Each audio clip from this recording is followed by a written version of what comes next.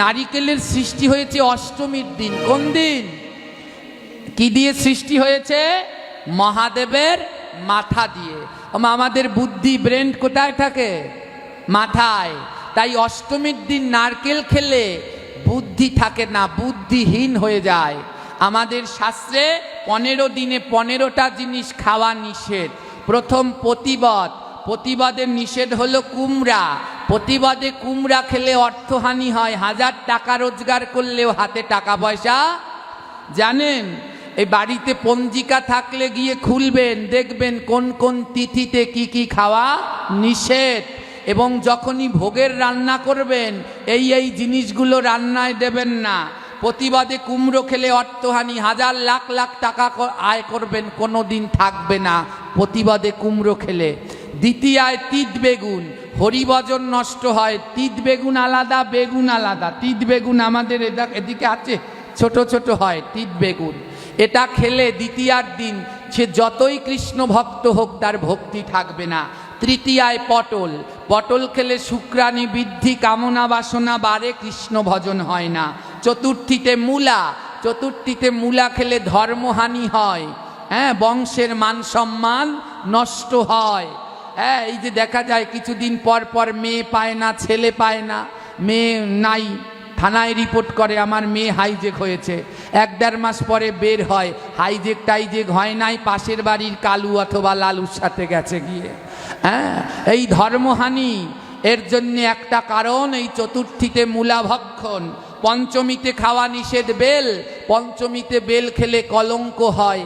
পঞ্চমীতে bell খেয়েছিল স্বয়ং রাধারানী, তাই আজও তার নামের পিছনে কলঙ্কিনী। ষষ্ঠীতে তিতা, ষষ্ঠীতে তিতা খেলে পরের জন্মে পাখি হয়, পক্ষীকুলে জন্ম হয়। সপ্তমীতে তাল খেলে শরীরের বিনাশ হয়, শরীর ভালো থাকে না। অষ্টমীতে নারিকেল খেলে মূর্খ হয়। এই নারিকেলের সৃষ্টি হলো অষ্টমীর দিন, তাই এই শিবের মাথা দিয়ে, তাই অষ্টমীর দিন নারিকেল খেলে মূর্খ হয়। নবমীর দিন লাউ, মায়েরা একটু মন দিয়ে শুনবেন। দুঃখ লাগে কি জানেন, বিভিন্ন বৈষ্ণব সেবায় গিয়েও দেখি এই একই কাণ্ড। নবমীর দিন লাউ দিয়েছে ভগবানের ভোগে, নবমীর দিন লাউ খেলে গোমাংস খাওয়া হয়। নবমীর দিন লাউ খেলে গোমাংস খাওয়া হয়। দশমীর দিন কলমি শাক খেলে গোহত্যা করা হয়। কলমি শাক এমনি গোবিন্দ সেবায় লাগে না, যারা খায় তাদের জন্য দশমীর দিন খাবেন না। একাদশীর দিন সিম ভক্ষণ করলে আজীবন নরকে থাকতে হয়। দ্বাদশীর দিন পুঁই শাক খেলে ব্রহ্মহত্যার পাপ। ত্রয়োদশীর দিন বেগুন। যে মায়েরা সন্তান আছে একটু মন দিয়ে শুনবেন মায়েরা, এই যে আমি একটা কথা বারবার বলি, বিধি যে মানে না ব্যাধি তাকে। এই ত্রয়োদশীর দিন বেগুন খেতে নেই, ত্রয়োদশীর দিন বেগুন খেলে সন্তানের মরা মুখ দেখতে হয়, কিন্তু কেউ মানছে না। তাই খাবার আগে আমাদের ধর্ম এত সুনিপুণ, খাবারের নিয়মগুলো শাস্ত্রে দিয়ে দিয়েছে কোন দিন কি খাবার খেতে নেই। তাই ত্রয়োদশীর দিন বেগুন খেলে সন্তানহানি, পুত্রহানি হয়। মায়েরা এই জিনিসটা মনে রাখবেন, একাদশীর দিন ধরে গুনবেন, নাহলে এইরকম তালিকা নিয়ে রান্নাঘরে রেখে দিবেন। আর যেদিনকে ওই কুটনো কাটবেন, আনাজ বানাবেন, তখন এগুলো দেখে করবেন যেন এই পাপ না করেন। আর চতুর্থীতে মাসকালাই খেতে নেই, তাহলে চিররোগ হয়। আমাবস্যা পূর্ণিমায় মাছ মাংস খেতে নেই। মাছ মাংস তো এমনিতেই নেই, কিন্তু যারা খাচ্ছে তারা অন্তত আমাবস্যা পূর্ণিমার দিন খেয়েও খান। আপনারা ভাদ্র মাসের আমাবস্যা পালন করেন, ওদিনকে কি খায়? রুটি খায় না। শাস্ত্রে বলছে আমাবস্যার দিন মাছ মাংস খাওয়া নিষেধ। আমি অনেক জায়গায় দেখেছি ওই ভাদ্র মাসের আমাবস্যার দিন সব বাড়ি খালি খাসির প্যাকেট, খাসির প্যাকেট, খাসির মাংস দিয়ে রুটি খায়। তো কি পালন করছে? কোন ভাদ্র মাসের আমাবস্যা পালন করছে? এছাড়াও শ্রাবণ মাসে শাক খেতে নেই, ভাদ্রে দধি, আশ্বিনে দুধ, কার্তিকে আমিষ। আর কি খেতে নেই? দুধের সাথে লবণ খেলে গোমাংস খাওয়া হয়। রাত্রবেলায় টক তিতা শাক খেলে দারিদ্রতা হয়। বলছেন এগুলো কি কোনো আমাদের ধর্ম? প্রত্যেকটা পরতে পরতে বিজ্ঞান। এই যে বলেছে রাত্রবেলায় টক তিতা শাক খেলে দারিদ্র হয়, ধর্ম বলছে দারিদ্র হয়, আর ডাক্তারদের কাছে শুনে দেখবেন রাত্রবেলায় টক তিতা শাক খেলে হজমে সমস্যা হয়। হ্যাঁ, তাই এগুলো রাত্রবেলায় খেতে নেই। হ্যাঁ, তো এই রকম আমাদের ধর্ম মেনে কিছুটা মানবেন। এই ত্রয়োদশীর দিন মনের ভুলেও মাগো বেগুন খেয়ে সন্তানের আয়ু কমাবেন না। অষ্টমীর দিন বাচ্চাদেরকে নারিকেল এই যে পাঠ শোনে বলে বাবা শুনি তো, কিন্তু বাড়ি গিয়ে মনে থাকে না। তার অন্যতম কারণ অষ্টমীতে নারিকেল ভক্ষণ করবেন না, অপরাধ হয়। হ্যাঁ, তো এইগুলো দেখবেন। তো নারিকেলের সৃষ্টি হলো কোন দিন? জোরে বলো, কি দিয়ে সৃষ্টি হয়েছে? মহাদেবের মাথা দিয়ে। তাই গোবিন্দ আশীর্বাদ করলেন আজ থেকে সমস্ত ঘটের উপরেই থাকবে এই মহাদেবের মাথা, নারিকেল। হ্যাঁ, তুমি আগে কৃপা লাভ করবে। এবার মা কালী এসে মহাদেবকে বলছে, হে মহাদেব, আমি চিরকাল আপনার সাথে থাকি, আজ আপনি নারিকেল হলেন, আমি আপনাকে ছাড়া কি করে থাকি? হ্যাঁ, আপনাকে ছাড়া কি করে থাকি? ওমা মা কালী মহাদেবের কোথায় দাঁড়িয়ে আছে? বুকের উপরে। হ্যাঁ, বুকের উপরে মা কালী দাঁড়িয়ে আছে না, মহাদেবের বুকের উপরে। মহাদেবের সাথে দুইজন দেবী থাকে। কয় কি কে? মহাদেবের সাথে দুইজন দেবী থাকে, নাম বলুন কে কে? মহাদেবের ছবি তো নেত্য দেখেন, বলতে পারছেন না কেন? দুইজন দেবীকে, একটা হলো মা গঙ্গা আর একটা হলো কালী। কালী দাঁড়িয়ে আছে বুকের উপরে আর গঙ্গা রয়েছে এখানে। মহাদেব শিক্ষা দিচ্ছে নারীদের কেমন করে সম্মান দিতে হয়। এক নারীকে রেখেছে বুকের উপরে, আরেক নারীকে রেখেছে মাথার উপরে। আমরা সংসারে বলে সংসার করলে মহাদেব আর শিবের সংসার দেখে সংসার করবা। হ্যাঁ, আমাদের সমাজে হ্যাঁ ভুল বোঝাবুঝি হয় স্বামী স্ত্রীর ভিতরে। স্বামী যদি স্ত্রীর গায়ে টোক্কা দেয়, হ্যাঁ স্ত্রী যদি স্বামীর গায়ে টোক্কা দেয় দোষ হয় না, স্ত্রী দিলে পরে স্ত্রীর আর দোষের শেষ। বলে মহাদেবকে দেখে শেখো, মহাদেবের বুকের উপরে মা কালী দাঁড়িয়ে রয়েছে, তাও মহাদেব রাগ হয় না। বলে স্বামী স্ত্রী হলে এমন হয়েও, হ্যাঁ এমন হবে হরগৌরীর জুড়ি। দেখেছো কি জুড়ি? তাদের সংসারে কোনো মারামারি নাই। একদিকে মা দুর্গার বাহন সিংহ, আরেকদিকে ভোলানাথের বাহন ষাঁড়। সিংহ আর ষাঁড় এক জায়গায় থাকে, পেলে দি কামড়ে কুমড়ে খেয়ে ফেলে, কিন্তু সিংহ আর ষাঁড় এক জায়গায় এক ঘরে থাকে, তারা মারামারি। হ্যাঁ, দুর্গা কাঠামোটা পড়ে দেখবেন কত সুন্দর, ডক্টর মহানামব্রতের লেখা। দুর্গা কাঠামো অমৃত পরতে পরতে ভরা। দুর্গা পুজো দেখতে যাই, দুর্গার কিছুই জানা নাই। হ্যাঁ, তো এবারে কি হলো জানেন? মা কালী বলছি ভোলানাথ আমাকেও সঙ্গে নাও, আমি তোমাকে ছাড়া থাকতে পারবো না। তোমার এক অংশ দিয়ে নারিকেল হলো, আমারও এক অংশ নাও। তখন ভোলানাথ বলল, বেশ, তুমি যেমন আমার বুকের উপরে সোজা হয়ে দাঁড়িয়ে থাকো, এই নারিকেলের উপরে তুমি শীষ হয়ে দাঁড়িয়ে থাকো। আমার শীষ চেনেন? নারিকেলের শীষ একটা সোজা ডাঁট থাকে, ওটা যদি কেটে ফেলে দেন তাহলে ওই নারিকেল আর ঘটে দেওয়া যায়? ওই শীষটা কেটে ফেললে ঘটে দেওয়া যায়? ওই শীষটা হলো স্বয়ং মা কালী, ওই ভোলানাথের বুকে সোজা দাঁড়িয়ে রয়েছে। হ্যাঁ, গোবিন্দ আশীর্বাদ করলো, যাও কালী, তুমি যখন শীষ হয়ে নারিকেলের সোজা দাঁড়িয়ে আছো, আমি আশীর্বাদ করলাম নারিকেলের শীষ কেটে ফেললে তাহলে ওই নারিকেল আর ঘটে লাগবে না। তার জন্য ওই নারিকেলের শীষটা সোজা রাখতে হয়। অনেকে জানে না, নারিকেলের উপরে সিঁদুরের ফোঁটা দেয়, নারিকেলের উপরে দিতে নেই, সিঁদুরের ফোঁটা দিতে হয় নারিকেলের শীষে, বোটায়। ওটা হলো মা কালী, ও সিঁদুরের ফোঁটা পায়। নারিকেলের উপরে কোনো দিন সিঁদুরের ফোঁটা দেবেন না। ওই শীষে দেখবেন দুর্গা পুজোর সময় শাখা পলা পরায়, ওটা হলো মা কালী, ওই শীষ হয়ে দাঁড়িয়ে রয়েছে। ওমা গুনবেন কয়জন দেবতা? মহাদেব হলো কি? মহাদেব কি হয়েছে? নারিকেল, ওই ভিতরের সাদা অংশ মহাদেব। আর মা কালী কি হলো? শীষ মানে বোটা। এবারে মা গঙ্গা এসে বলে, ভোলানাথ আমার এক অংশ সঙ্গে করে নাও। ভোলানাথ বলে, শোনো গঙ্গা, তুমি চিরকাল যেমন আমার মাথার মধ্যে থাকতে, তেমনি নারিকেলের মধ্যেও জল হয়ে থেকে যাও। মা গঙ্গা হয়ে গেলেন নারিকেলের জল। গোবিন্দ আশীর্বাদ করলেন, গঙ্গা জল ছাড়া যেমন পূজা হবে না, তেমনি নারিকেলের জল ছাড়া আমার কোনো স্নান অভিষেক হবে না। তাই নারিকেলের ভিতরে কি আছে? আর নারিকেলের জল ছাড়া ভগবানের কোনো সেবা হয়? যখন ভোগ দেবেন তখনও একটু নারিকেলের জল দিতে হয়। ভগবানকে স্নান করায় তখনও নারিকেলের জল দিয়ে স্নান করাতে হয়। গোবিন্দ আশীর্বাদ করলেন, এই নারিকেলের ভিতরে সব থেকে সুস্বাদু হবে জল। আমার নারিকেলের ভিতরে সব থেকে সুস্বাদু কি? অনেকে কিন্তু নারিকেল পছন্দ করে না, কিন্তু জল সবাই পছন্দ করে। আর নারিকেলের জল খেলে অনেক রোগ থেকেও মুক্তি পাওয়া যায়। বিভিন্ন জন্ডিস কি বলে, কাওলা টাওলা, এগুলো হলে নারিকেলের জল খায়। তো এই নারিকেলের জলকে জোরে বলুন, মুখস্থ করে যাবেন, আছে এইটা বাসায় গিয়ে যেন বলতে পারেন। নারিকেলকে নারিকেল মহাদেব, আর শীষকে আর জলকে। এবার আসলো যমরাজ। কে এসেছে? যমরাজ এসে বলে, ভোলানাথ আমাকেও সঙ্গে করে নাও। ভোলানাথ বলছে যাও। যমরাজের গায়ের রং কেমন, সাদা না কালো? কালো। হ্যাঁ, তো যমরাজকে ভোলানাথ বলছে, হে যমরাজ যাও, তুমিও আমাদের সঙ্গে থাকতে চাও, তাহলে যাও, তোমার এক অংশ দিয়ে হবে নারিকেলের আইচা। তাই নারিকেলের আইচা ওই যমের গায়ের মতোই কালো। গোবিন্দ আশীর্বাদ করলো, যাও যম, তোমার এক অংশ দিয়ে যখন নারিকেলের আইচা হলো, এই নারিকেলের আইচাও ফেলানো যাবে না।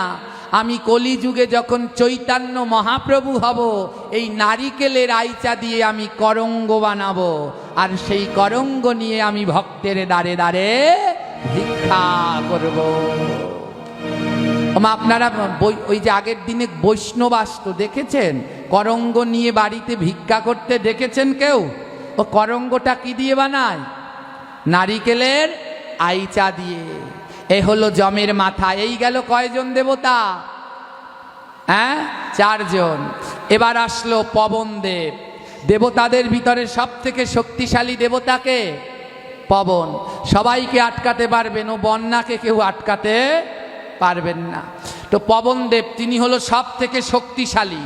আর এই পবন দেবের একটা ছেলে আছে, সে হলো আরো শক্তিশালী। নাম জানেন? হ্যাঁ, পবন পুত্র বীর হনুমান, সে হলো আরো শক্তিশালী।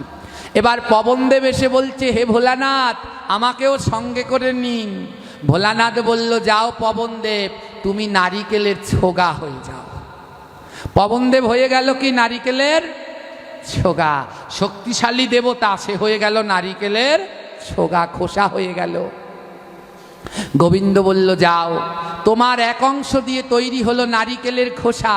তাই আমি আশীর্বাদ করছি, যখন কলিযুগে আমার রথযাত্রা হবে, রথ টেনে নিতে অনেক শক্তি লাগবে, তাই নারিকেলের খোসা দিয়ে তৈরি হবে রথের দড়ি।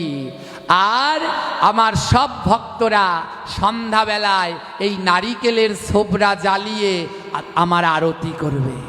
যতদূর পর্যন্ত পবন মানে বাতাস, বাতাসে বাতাসে নারিকেলের ছোবরার ধুয়ো যাবে, গোবিন্দ বলছে ততদূর পর্যন্ত আমি দাদা সঙ্গে সেখানে নিতাই গৌর বলে বিরাজ করব।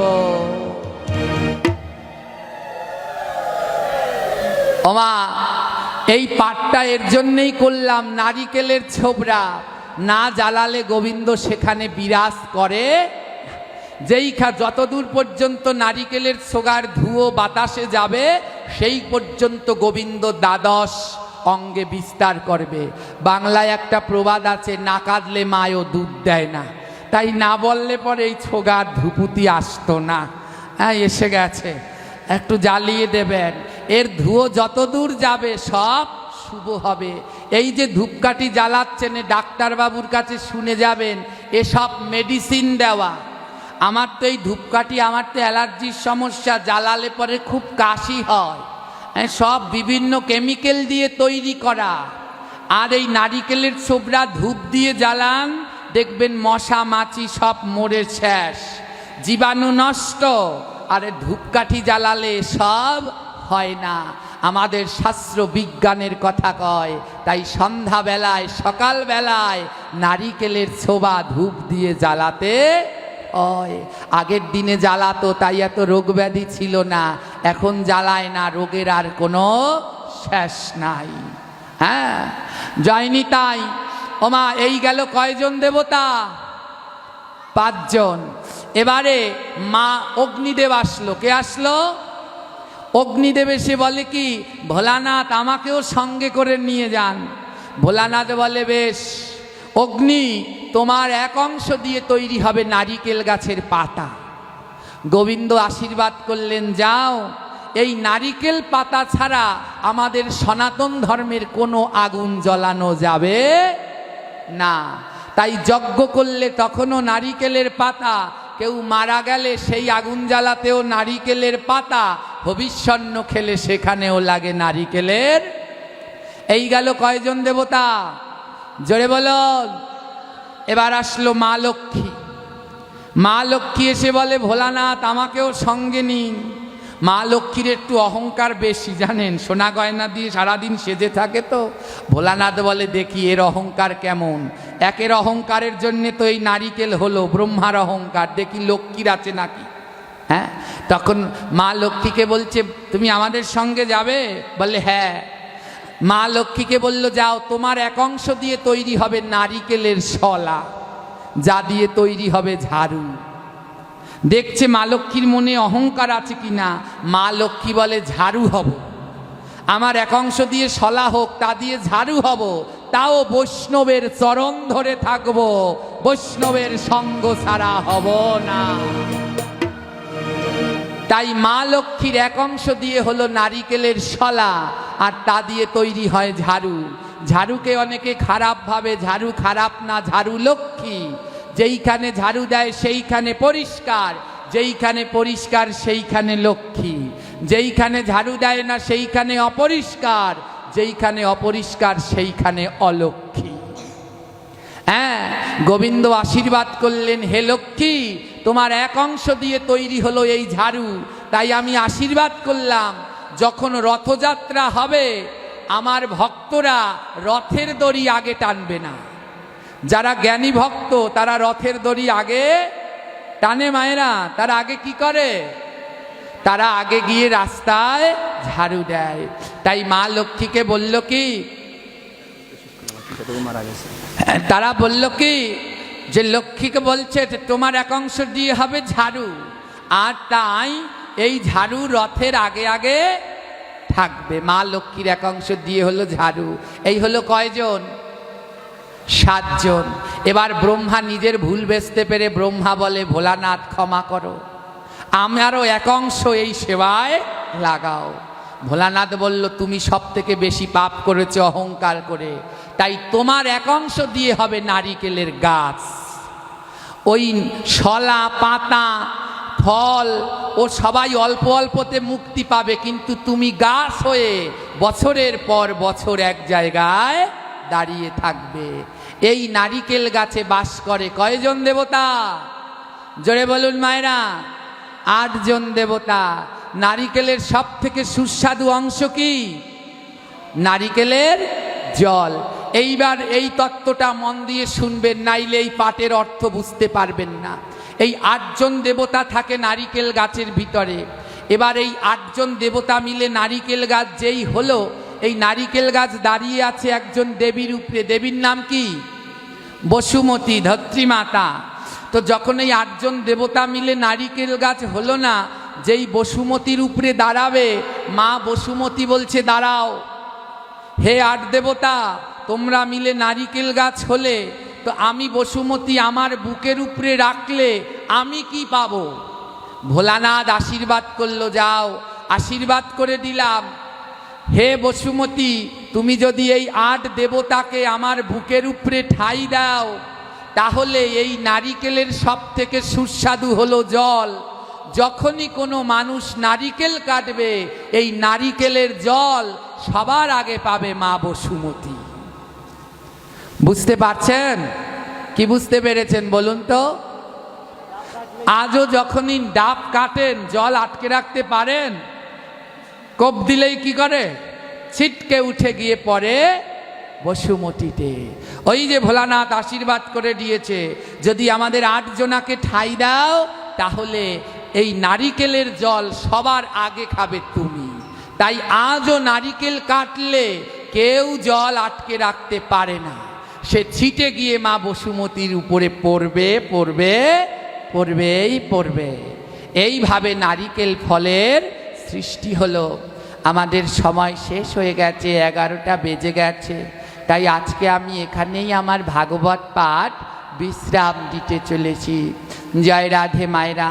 আজকে কিছু তত্ত্বমূলক কথা বললাম, যা দিয়ে কিছু আপনারা শিখতে পারবেন।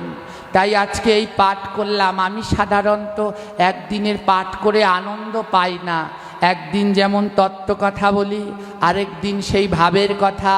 অনেক ধরনের ভাগবত রয়েছে, রসামৃত, তত্ত্বামৃত, প্রেমামৃত। তো আজকে একটু তত্ত্বমূলক বললাম, যেন এর মাধ্যমে কিছু আমরা শিক্ষা পাই। আজ আপনাদের সেই রসের সন্ধানের কাছে নিতে পারলাম না, তার জন্য আমি ক্ষমা ভিক্ষা চাচ্ছি। এইভাবে নারিকেলের সৃষ্টি হলো। 8 দেবতা নারিকেলের মধ্যে বিরাজ করে, আর এর জন্যে নারিকেলের ছোবা সব সময় ধরাতে হয়। আরতির সময় ধূপকাঠি না যদি পারেন, একটু নারিকেলের ছোবরা দিয়ে আরতি করবেন। আগে দুর্গা পুজোটায় আরতিটা হতো, এখন সেটাও এখন আর হয় না। এখন আলতি দেয় খালি, ওই পাজাল নিয়েই নারিকেলের ছোবরা আর জ্বালায় না। যায়নি, তাই এবার আমি বিদায় নিচ্ছি। তো এইভাবে নারিকেল ফলের সৃষ্টি হলো। এইভাবে নারিকেলের সৃষ্টি যে হইল, এইভাবে নারিকেলের সৃষ্টি যে হইল, সবার এই তত্ত্ব কথা জেনে রাখা ভালো, সবার এই তত্ত্ব কথা জেনে রাখা ভালো। এবার এইখানেতে আমি বিদায় যে নেব, এখানেতে আমি বিদায় চেয়ে নেব, সবার চরণের মাঝে প্রণাম জানাবো। সবার চরণে মাঝে প্রণাম জানাবো। যদি হয় মোর কোনো ভুল ত্রুটি অপরাধ, যদি হয় মোর কোনো ভুল ত্রুটি অপরাধ, বড় জোরে ক্ষমা চাই শোনোয় গো অনাথ। সে ক্ষমা চাই শোনো গো। এই অনাথেরও নাথ তোমরা যত ভক্তগণ, আমি অনাথ ক্ষমা করো দিয়া মন প্রাণ। বলি আমার আর সময় নাই, আমার আর সময় না, এবার বিদায় নেব ভাই, আমার আর সময় নাই। ঘড়ির কাঁটা জানিয়ে দিচ্ছে সময় শেষ, তাই এবার বিদায়ের পালা। তাই যদি থাকে লেখা আবার হবে দেখা, যদি থাকে লেখায় আবার হবে দেখা, হে যদি থাকে লেখা আবার হবে দেখা। যদি থাকে লেখায় আবার হবে দেখা। এইখানেতে বলে যাই সবাই টাটা বাই বাই। এখানেতে বলে যাই সবাই টাটা বাই বাই। হে যদি থাকে লেখা আবার হবে দেখা, থাকে লেখায় আবার হবে দেখা। এইখানেতে বলে যাই সবাই টাটা বাই বাই। এখানেতে বলে যাই সবাই টাটা বাই বাই। এবার নিতাই গৌর হরি বলো, প্রেমানন্দে বাহু তোলো। হরি বল প্রেমানন্দে বাহুত, একবার জয়ধ্বনি উলুধ্বনি সবাই মিলে করো। ধ্বনি উলুধ্বনি সবাই মিলে করো। নিতাই গৌর হরি বল, গৌর হরি বল। হরি বল গৌর হরি বল। আরে প্রেমানন্দে বাহু তুলে গৌর হরি বল, বাহু তুলে গৌর হরি বল। হরি বল।